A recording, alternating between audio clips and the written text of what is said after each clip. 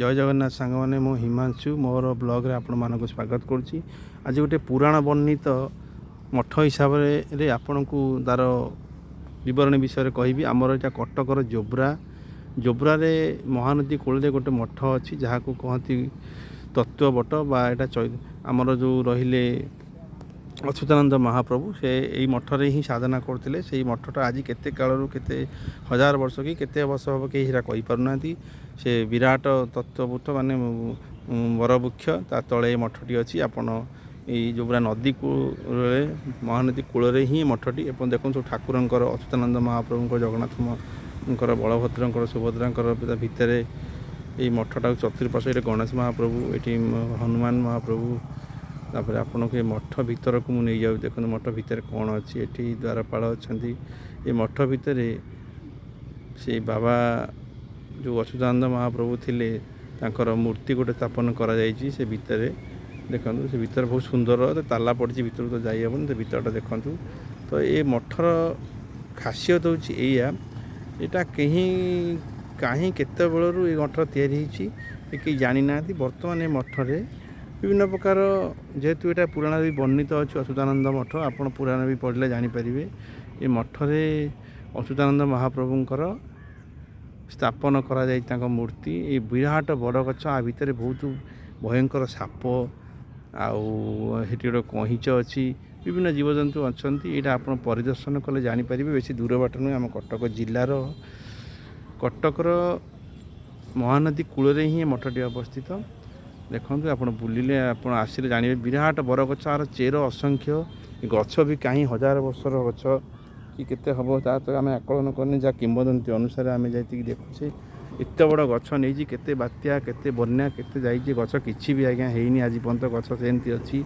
आप थोड़ा आसतु परिदर्शन करूँ गलापर आप महत्व जापर पुराण वर्णित मठ ये देखूँ ये गछ मूलटा केटे केटे चेर सब बड़ हो जाइए सबू चतुर्दिग तार चेर सब लगी सी भी गोटे गोटे गछ हो जाए ये पाचिरी मेघनाथ पाचिरी टाइप पाचिरी होती चारिकारी झंकाड़ बर गछ विभिन्न आपणकर ये गचर खासियत होची आज्ञा ये गछ को आप प्रति वर्ष विभिन्न बाहर पक्षी मैंने आसती बर्तमान मुझे देखुँ आप गेंडाड़िया सब देखूँ ये मैंने साधारणतः जून मसरे आसती आ गचरे बसा बांधती एमाने जनवरी फेब्रुआरी एमाने पुणी तांकर जो आसते से पलांती तो ये माने प्रकृति संगीत एमाने एते जड़ित अच्छा जे ये 2 वर्ष है मुझे अनुभव कर गच को ही आसुँच आउ कटक ही से ओडिशा प्रबल वर्षा भी एथर देखले ये वर्षा को ही आगमन करते ये पक्षी मैंने देखते गेंडाड़िया गचर एत बग जी पतर से बग आज्ञा गचर आप बुलिले गचर किंवदंती जाइले ये गचर कौन महत्व अच्छी अच्युतानंद महाप्रभु कहीं गच मूल बस साधना करते से पंचसखा भितर श्रेष्ठ अच्छा से आप थे आसिकी बुलिकी जातु मठर लुकायित हो गला आस्ते आस्ते लोक मठ मंदिर को जाऊना आप देखो से गचरे बग मान सब बस पूरा माने गचरे जी से तले एते माने आइंश सब माछ मान आनी सब मारिकी पकई बग मैंने आप चतुर्दिगे माछ देखो गछ सारा ही बग भर्ती पतर जी आज्ञा बग ये बसा से देख बड़ बड़ पक्षी जहाँकि गोटे गोटे पक्षी पाखापाखि 3-4 फुट उंचा हे देखते नड़िया गच बग बस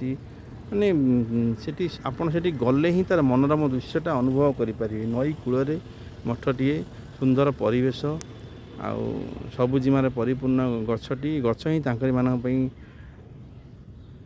आप देखिले जापर निजे ही परिधान करूँ सुंदर माने झंकालिया बरगछ भितर ये पक्षी मैंने बासस्थान करते तो यहाँ ही से सुइटेबल जगह बोली भाविकी अच्युतानंद महाप्रभुंर मठ यहाँ कौन पर अच्युतानंद ये जगह बासी थे आम तो तार किमती जाने तथापि मुझे प्रत्यक्ष देखला वीडियोटा करजे आसतु एबे पक्षी मैंने अच्छा आप देखिले जापर ये विदेशी पक्षी ये कहीं से निजर बस स्थापन कर देखिले जापर आप आसतु थे अच्युतानंद महाप्रभु को तो पंचसखा भितर श्रेष्ठ से जड़े सन्थ थे जगन्नाथ महाप्रभु को सी अति प्रिय थे से मठरे भी जगन्नाथर मूर्ति अच्छी बलभद्र सुभद्रा हनुमान गणेश महाप्रभु समस्त मूर्ति अच्छी नई कूलर महानदी कूल भारतर गंगा कहुए ଓଡ଼ିଶାରେ ଗଙ୍ଗା କୁହାଯାଏ ମହାନଦୀକି। ଆପଣ ଆସନ୍ତୁ ଦେଖିବେ ସୁନ୍ଦର ଆକାଶ ବିଚ୍ଛିନ୍ନାଞ୍ଚଳ ମାନେ ପରିବେଶରେ ଭିତରେ ବିରାଟ କାୟ ବୃକ୍ଷ ବଟ ବୃକ୍ଷ ଯାହା ଗଛରେ